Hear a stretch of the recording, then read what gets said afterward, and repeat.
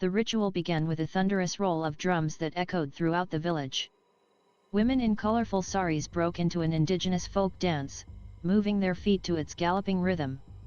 At the climax, 12 worshippers Oko proudly practicing a faith not officially recognized by the government Oko emerged from a mud house and marched toward a sacred grove believed to be the home of the village goddess.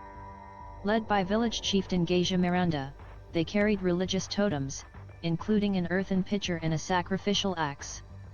Miranda and others in Gujata, a remote tribal village in India Oko's eastern Odisha state, are zconews.contact or Indigenous tribes people, who adhere to Sarna Dharma, a belief system that shares common threads with many ancient nature-worshipping religions.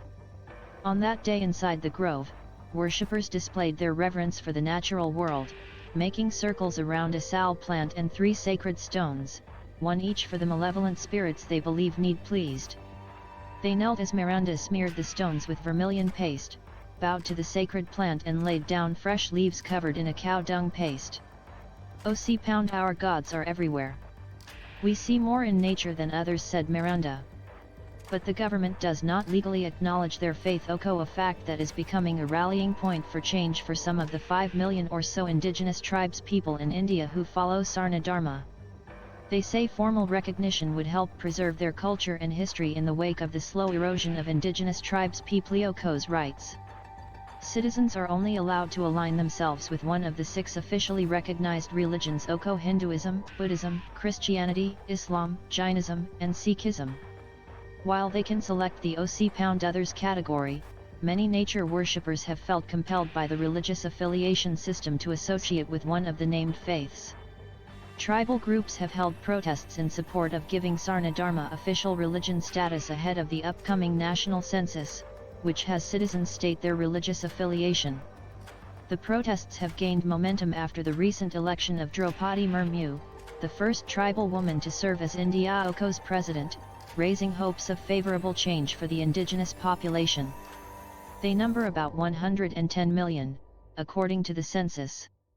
They are scattered across India and fragmented into hundreds of clans, with different legends, languages, and words for their gods. Oko many, but not all, follow Sarna Dharma. Sakon Murmu, a former lawmaker and community activist who adheres to Sarna Dharma, is at the center of the protests pushing for government recognition. His sit-in demonstrations in several states have drawn thousands. At a recent protest in Ranchi, the capital of eastern Jharkhand state, demonstrators sat cross-legged on a highway blocking traffic as Murmu spoke from a nearby stage and explained how anxieties over losing their religious identity and culture are driving the demand for recognition. This is a fight for our identity, Murmu told the crowd, who held their fists in the air and shouted, victory to Sarna Dharma. Murmu is taking his campaign into remote tribal villages. His message: if Sarna Dharma disappears, one of the country Oko's last links to its early inhabitants goes with it. It is a convincing argument evidenced by the increasing number of tribal members rallying behind him. If our religion will not get recognized by the government, I think we will wither away, said Murmu, as a group of villagers huddled around him in Odisha's Angarpata village. Murmuako's efforts are just the latest push for official recognition. In 2011, a government agency for indigenous tribes people asked the federal government to include Sarna Dharma as a separate religion code in that year Oko's census. In 2020, the Jharkhand state, where tribes people make up nearly 27% of the population, passed a resolution with a similar objective. The federal government did not respond to either request. One argument for granting Sarna Dharma recognition is the size of the nature worshipper population, said Karma Oraon, an anthropologist who taught at Ranchi University and has studied indigenous tribes for decades.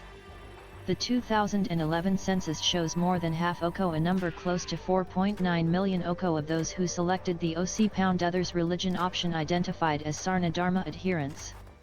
Comparably, India Oko's Jain population, Oko officially the country Oko's 6th largest faith group, Oko is slightly more than 4.5 million people. Decades ago, there were more options for indigenous tribes people. The census, started in 1871 under British rule, once allowed for the selection of OC-pound animists, OC-pound aboriginal, and OC-pound tribes. The categories were removed in 1951 when the first census in independent India occurred.